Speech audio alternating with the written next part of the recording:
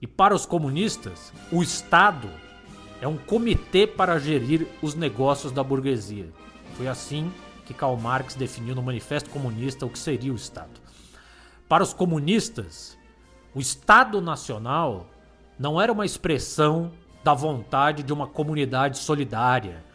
Tampouco seria o Estado local onde o livre jogo de forças da sociedade atuaria e produziria uma síntese dessa vontade nacional, acima de vontades particulares como os liberais proclamavam. O Estado, para os comunistas, é um produto da sociedade.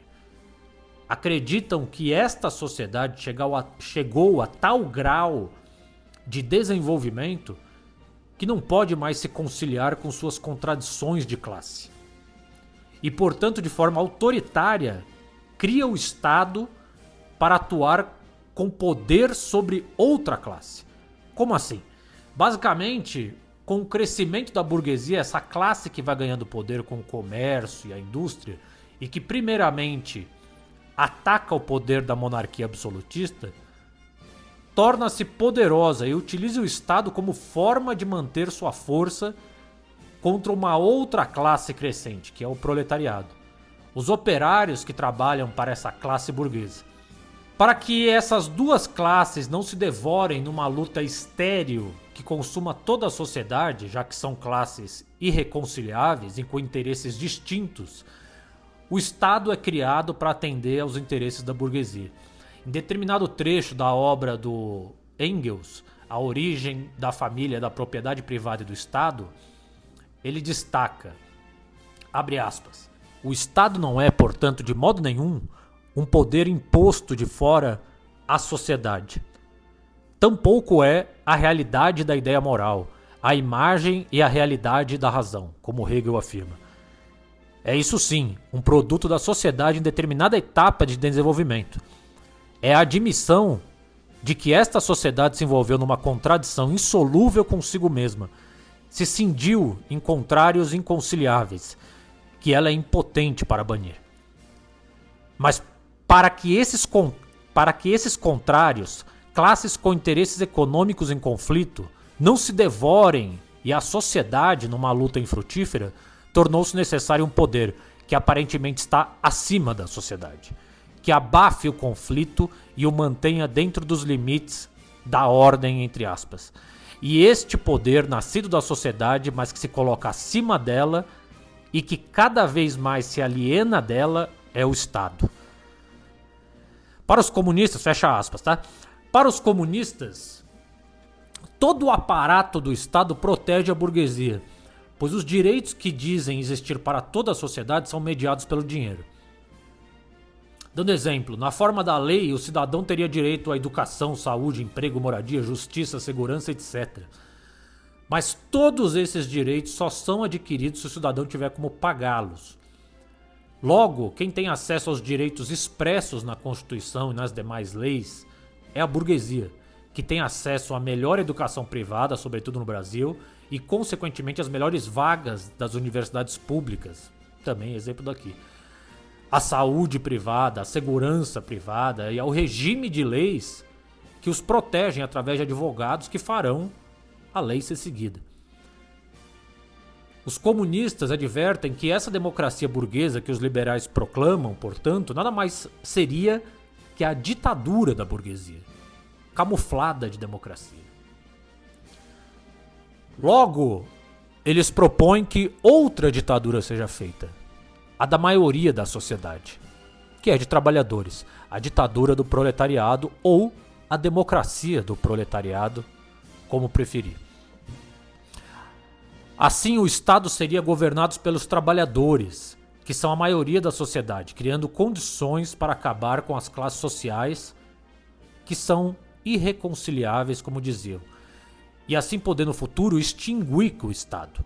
Isto é, para acabar com o Estado, que é uma instituição criada para dominar uma classe sobre a outra, é necessário que a maioria operária esteja no poder e crie condições para acabar com as classes sociais, que são a razão de ser do próprio Estado, produzindo assim sua superação e outras formas de viver em sociedade que não fossem a dominação do homem pelo homem.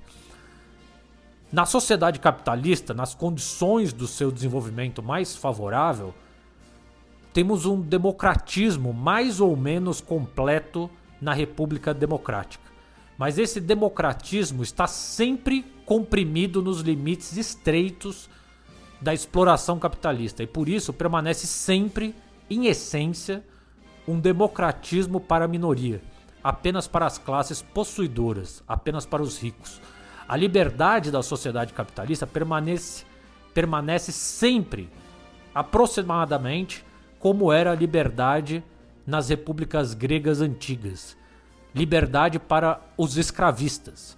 Os escravos assalariados atuais, devido às condições da exploração capitalista, permanecem tão esmagados pela necessidade e pela miséria que não estão para a democracia, não estão para a política, que no curso habitual pacífico dos acontecimentos, a maioria da população está afastada da participação da vida político-social. Esse trecho é um trecho do Lenin no Estado e a Revolução. O Vladimir Ilyich Lenin, revolucionário russo, foi o líder da Revolução Russa de 1917 e o fundador do Estado Soviético, sendo um dos principais teóricos e praticantes do marxismo, considerado por muitos como o revolucionário que mais conseguiu botar na prática a teoria marxista. O livro do Lenin, Imperialismo, a fase superior do capitalismo, evidencia como o capitalismo monopolista organizou o mundo em impérios desses estados burgueses centrais e que levaram ao choque dessas potências, culminando na Primeira Guerra Mundial.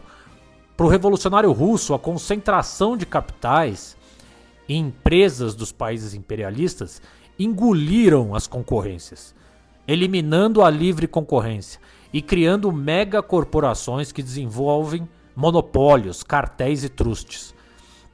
Essa disputa entre estados imperialistas por mercados também ocorreu nas colônias, que supriam a necessidade de matéria-prima desses países e de suas respectivas classes burguesas. O geógrafo Vanderlei Messias da Costa, em seu livro, ele afirma, abre aspas, é preciso igualmente não esquecer que foram esses mesmos estados liberais das principais nações europeias os construtores e guardiões dos vastos e lucrativos impérios coloniais, que por décadas mantiveram sob domínio a maioria das nações africanas e asiáticas. Assim, liberais no âmbito das suas respectivas nações, opressores e espoliadores em quase todo o resto do mundo, livre iniciativa nas metrópoles, ao lado do ferrenho monopólio das riquezas e do comércio em seus domínios comerciais.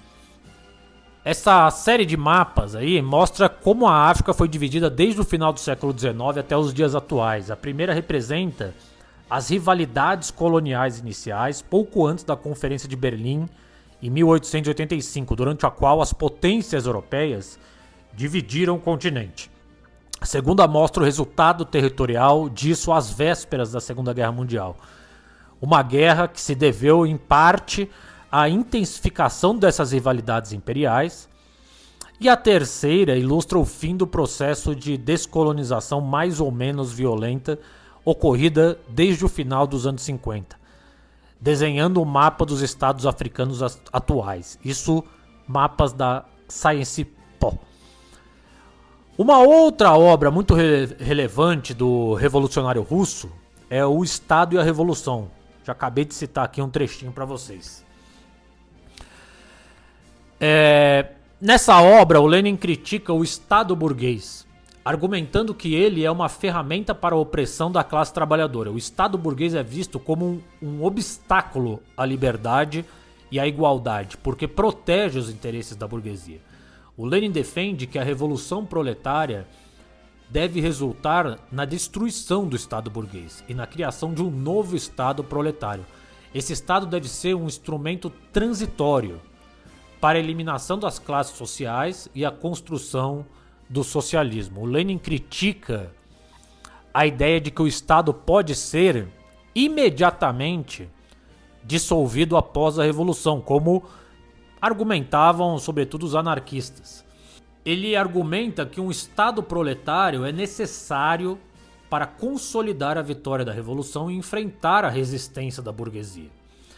A essência da doutrina de Marx acerca do Estado só foi assimilada pelos que compreenderam que a ditadura de uma só classe é necessária não só para qualquer sociedade de classes em geral, sobretudo as capitalistas, não só para o proletariado que derrubou a burguesia, mas também para a totalidade do período histórico que separa o capitalismo da sociedade sem classes do comunismo.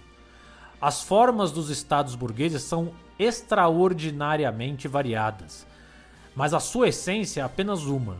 Em última análise, todos esses estados são, de uma maneira ou de outra, mais necessariamente, uma ditadura da burguesia. A transição do capitalismo para o comunismo não pode naturalmente deixar de dar uma enorme abundância e variedade de formas políticas. Mas a sua essência será sempre uma só, a ditadura do proletariado.